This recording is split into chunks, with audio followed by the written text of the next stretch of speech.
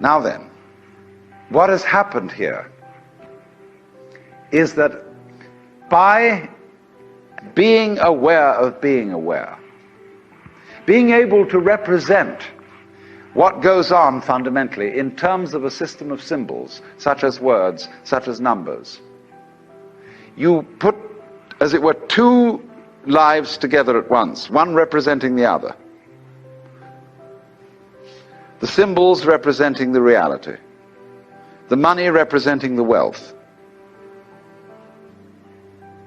And if you don't realize that the symbol is really secondary, it doesn't have the same value. You know, people go to the supermarket and they get a whole cartload of goodies and they drive it through, and then the clerk fixes up the counter and this long tape comes out.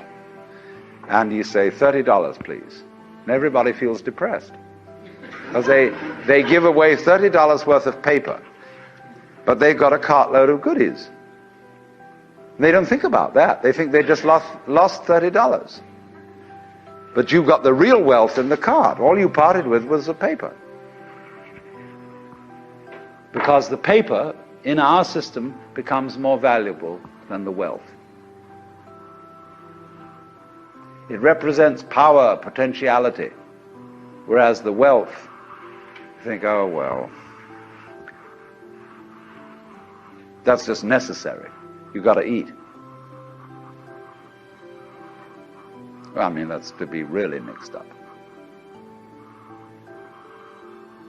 So then, if you awaken from this illusion,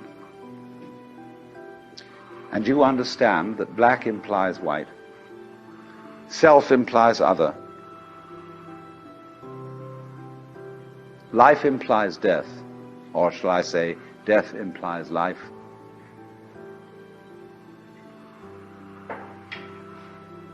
You can feel yourself not as a stranger in the world, not as something here on probation, not as something that has arrived here by fluke, but you can begin to feel your own existence as absolutely fundamental. What you are basically, deep, deep down, far, far in, is simply the fabric and structure of existence itself. Because if you play life on the supposition that you're a helpless little puppet that got involved, or if you play it on the supposition that it's a frightful, serious risk, and that we really ought to do something about it, and so on, it's a drag.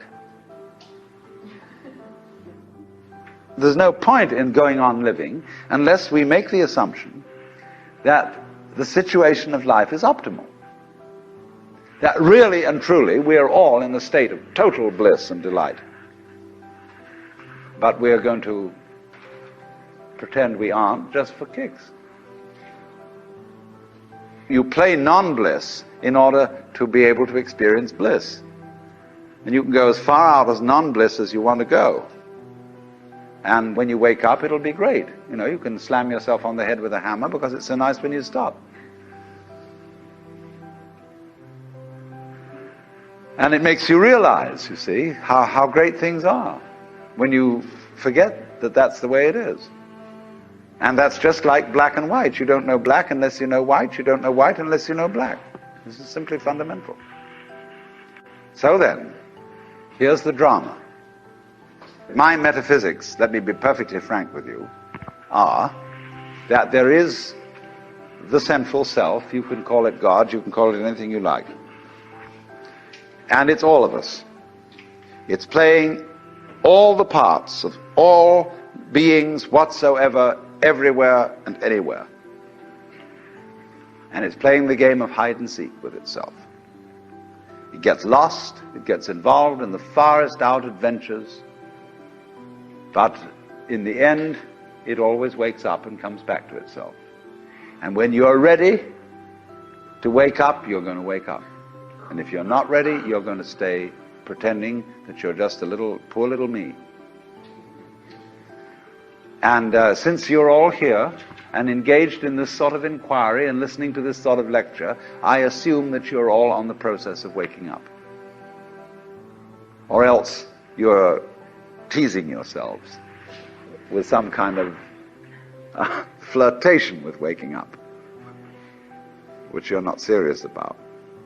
But I assume maybe you are, not serious but sincere, that you are ready to wake up.